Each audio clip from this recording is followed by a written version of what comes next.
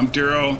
That's Carlos, and then Dwight Bendingo on. We all on a LA contract, and we're all part of the board with SPFPA and part of the board with Leo. Right. Okay. And how long have you guys? You guys have been with Leo for a while, though, yeah. 2020, since 2020, and we're currently trying to remove him. So to be clear, John, you're saying that SPFPA, you're kind of in a bad situation, and some of the guys kind of want to move to LEOSU because of this bad situation. So understand this. This is how what we thought also, okay? And just to put it in a nutshell without bringing up other past issues, you're going to go into a worse situation. LEOSU is a worse situation. So I took the presidency after Daryl, okay? Shortly after LEOSU was voted in May. So they were out like October of 20. I got it in May of 21, okay? I only lasted maybe 6 months. Is that correct, Daryl? About 6 months? Right. They pushed me out. And during that time... Who pushed you out? Thank you. LEOSU. And we tried like 3 or 4 different unions searching for him, but then the only one that came through was Maritas. Okay. And how did that work? Like, what did he say to y'all that made you think that he was the right fit? Well, he gave us all the false promises and promised us the world, said everything we wanted to hear, which if you know anything about New Yorkers and the way they talk, the fast talk, it seemed like a snake oil salesman at the time, but we needed the snake to get rid of the mouse. So we had to get rid of the current union we had, so we needed someone to step up. But we agreed at the time when we accepted Maritas, if he doesn't work out, we're going to get rid of him too. Daryl, guys, if you could snapshot, I'm gonna give you a copy of the list of his lies, promises that he made. You could screenshot them. It was on the screen. Who put that on? Who shared the screen before? Yeah, can we pull that back up? That's me. That's me. Okay.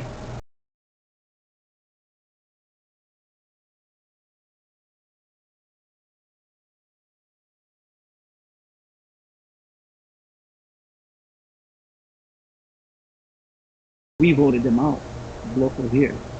We put in a new union. I went out on disability because I broke my knee. But when I went out, we'd already voted in a new board, and they were really good for us. While being out, the guy who took the presidency seat didn't want to do the union. Some of us asked him because he is retired police and retired security, and he did a lot of executive security, so he did a lot of union stuff. So he told us he would stick it out with us, stay for a little bit, get us started, get us down the road, and then he transferred to the vice president, and which they did. But I was already out of work. When I came back, the third group of guys in, and everybody had a problem from it. So my role right now is to try to make people understand. Not about legal. You're thinking about the mainland guys. As far as I'm concerned, I talked to them and I asked questions. They have no clue what the local guy was the president. He's also, it's funny to a lot of us, was that he was also the regional director. So nobody could get everything to the top. Couldn't get no answers. During those 6 months, I tried to work with Steve. Okay, just so you understand my background, I'm a retired correctional officer, okay, in the state of California. My training and experience, I mean, is huge with unions. CCPOA is where I came from. I was on their board. We met with DPA, 32 prisons. Okay, I'm telling you, it was big, 39,000 members. Okay, so I want you to understand this and I'm not doing it because I'm trying to, ring my bell or anything. I'm bringing this to the table, and then I'm seeing the ethics that Steve Maritas, that he doesn't have. He lied, He deceived us. He's very deceitful. When we went around asking the members for contract negotiations to bring up ideas, issues, whatever, I took into account all these guys and I put into a contract that I wrote through the assistance of everyone. They tore it down and presented their own crap. Some stuff of mine, but keep using the word they. Why don't you say who they is so everybody's clear? Steve Maritas. Thank you. Rodriguez.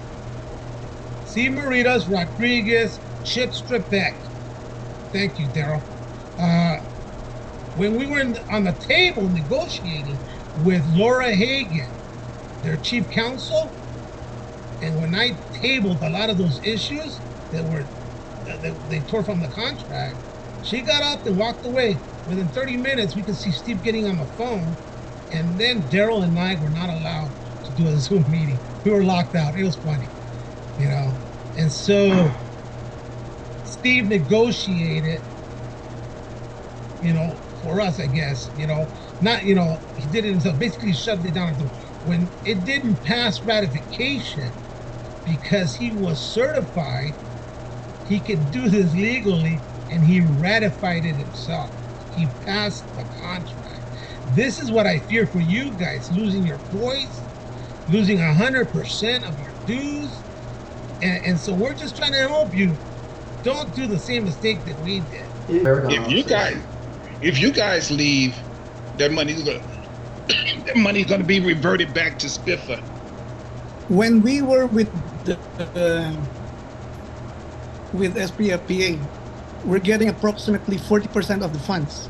With those funds, we were able to save close to 500,000. More. And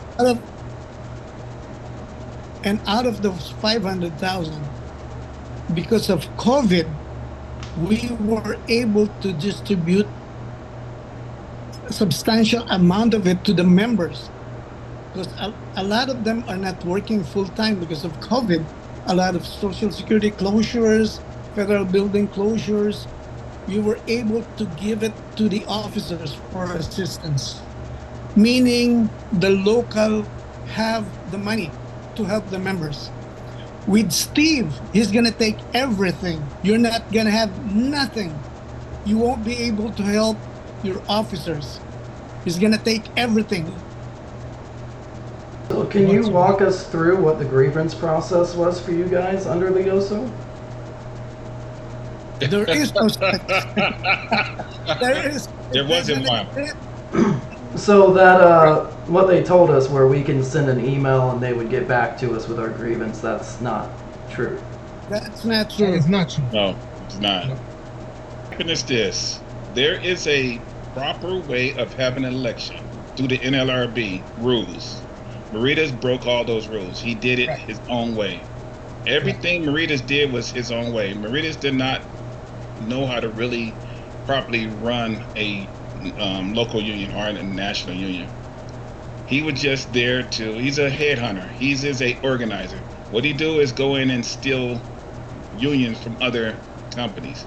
He go in there with a bunch of promises, a bunch of stories, and a bunch of false tales. He actually put it in writing, which we're going to send you. He put the stuff in writing and still didn't keep none of it. But the worst part of it all, this is the worst part. The most important part to the PSOs is their voices to challenge the ratification of the CBA. So it started as tentative agreement, where the local board meet with the company and come up with a tentative agreement. And then the members vote whether to accept or reject that tentative agreement. If they choose to reject it, they go back to the table and then they draw up again. But this particular time, Maritas took the local out of the CBA or the tentative agreement and made it just about the international and the company, thereby taking one of the only tools we have to fight the company. And then on top of that, gave the company more power to discipline us. Everything I use as a president of the union against the company, Maritas allowed the company to remove those, I call it loopholes. You know, okay, like this. one of the old CBA says the company may not introduce any new code of conduct unless it's negotiated with the union. Yeah. They took that out. It now says the company from time to time may introduce new codes of conduct without negotiating with the union. So I mean, my why- question why- is, if I can interject, my question is, we discussed it earlier. LEOS-PBA did not bring y'all to the table. Not LEOS-PBA did not bring y'all to the table. And yeah, okay. it takes us at the table to get the raises that we need. Yes. All right. So whenever you guys did get your first raise, was it what he promised you? Well, no. What did he promise you? 6%. 6%. He promised us 6%, and we got a 4% raise. 4% raise. Can you put that in dollar amounts for us layman folk? What was, I forgot the dollar total values. I forgot the dollar. Which you'd value. I say have to probably go back and between find $1 it. and $2, somewhere in that range, if not a little more, but no more than 3. No. No, it wasn't. It wasn't more than 2. Wasn't It was more less. than 2. It was less than 2. Yeah, it was So less than he 2. promised you 6. 6%. Which if 3 is less than 2, it's a $4 raise. You guys were promised that you $4 didn't raise, get. and we got it's like a $4 raise, and we end up getting $1 with the health and welfare, $1.90, I think. And do you guys? There's a lot of things to think about when you leave one union and go in with another one, especially if the health care is with the union and the 401k is with the union. You got to think about these things. But like I said, the most thing that if the members was on here, the biggest thing to take away from this meeting is you are going out of the frying pan into the fire.